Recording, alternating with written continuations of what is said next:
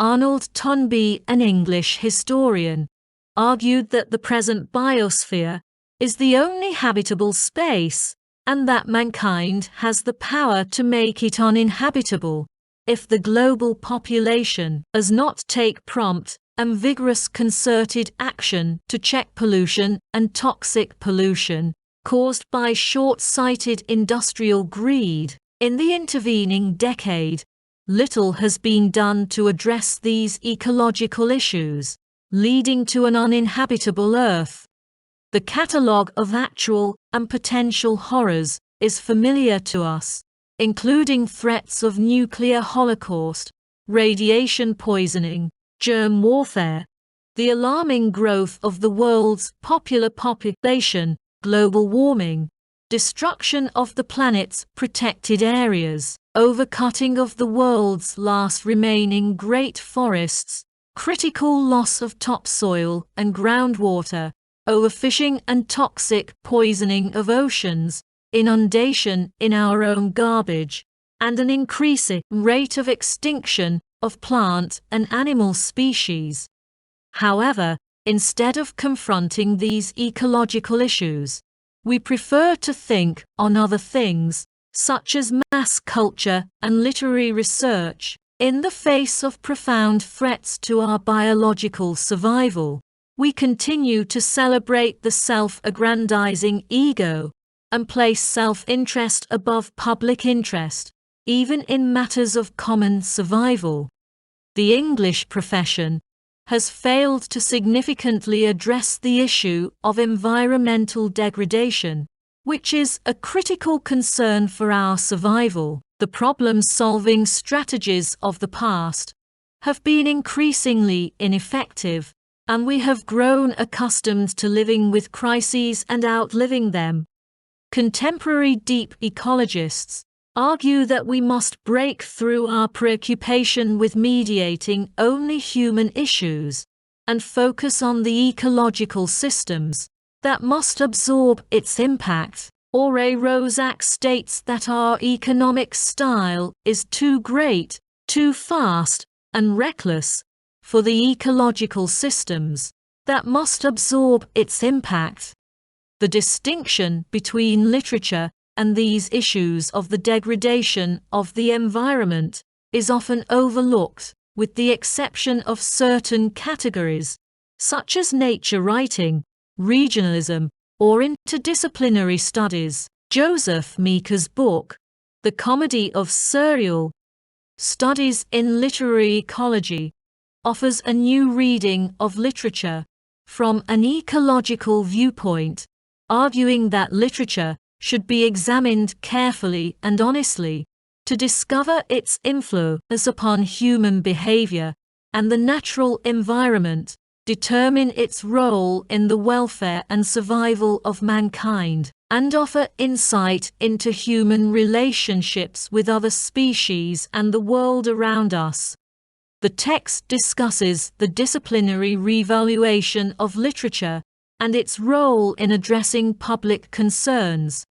It highlights the need for a redefinition of what is significant on Earth, as human rights extend to the non-human world. Eco-consciousness is a particular contribution of regional literature, nature writing, and other ignored forms that do not seem to respond to anthropocentric assumptions and methodologies.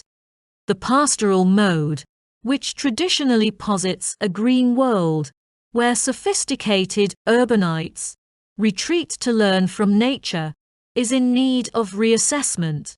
Due to its anthropocentric assumptions, the green world becomes a highly stylized and simplified creation of humanistic assumptions, distorting the true essence of each. The author suggests that the lasting appeal of pastoral is a testament to our instinctive or mythic sense of our ancestors as creatures of natural origins who must return periodically to the earth for the root holds of sanity denied by civilization. Western American literature provides some appropriate versions of pastoral, such as Joseph Ward Crutch, a latter-day Western writer, who lived in New York City and wrote extensively on the natural world. Crutch argued that contemporary science had sucked dry modern life of its moral and spiritual values, and went on to become a scientist of a natural world, in which he found many of the values he had presumed to be lost. He became a writer of natural history, who, under the influence of Thoreau and Aldo Leopold, came to reassess his dualistic view of man's nature. In conclusion, the text highlights the need for a revaluation of pastoral, in terms of a more complex understanding of nature and the importance of reevaluating the anthropocentric assumptions that underlie it. By doing so, we can better understand and appreciate the complex interplay between nature and human society. Crutch's understanding of ego consciousness evolved from ego consciousness to eco-consciousness, as he realized that mankind's ingenuity had outpaced its wisdom. His investigation of the paradox of man, who is a party of nature yet can become what he is only by being something also unique, led him to expand his vision of what is significant. This realization came to mean more to him than he realized, and summed up a kind of pantheism, which was gradually coming to be an essential part of the faith. The tug of eco-consciousness as a corrective to ego-consciousness is a familiar feature of Western work, as it is in the great preponderance of those considered Western writers, by birthright or long association. Much of what it means to be a Western writer is to reject the contemptuous epithet, nature lover.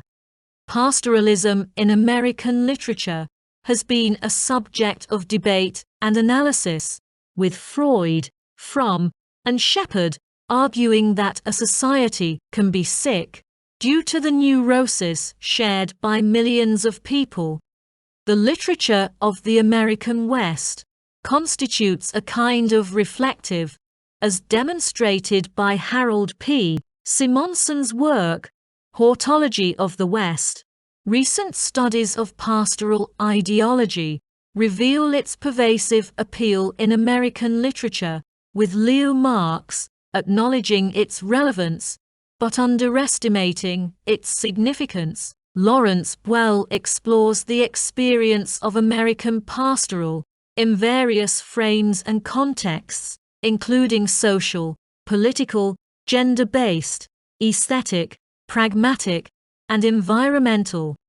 The emerging threat of ecological holocaust may increase the importance of pastoral as a literary and cultural force in the future. An ideology framed in such terms, with human participants taking their own place in and recognizing their obligation to the shared natural world, will be an appropriate pastoral construct for the future. The redefinition of pastoral requires that contact with the green world be acknowledged as something more than a temporary excursion to simplicity, which exists primarily for the sake of its eventual renunciation and return to the real world at the end. A pastoral for the present and the future calls for a better science of nature, a greater understanding of its complexity, a more radical awareness of its primal energy and stability,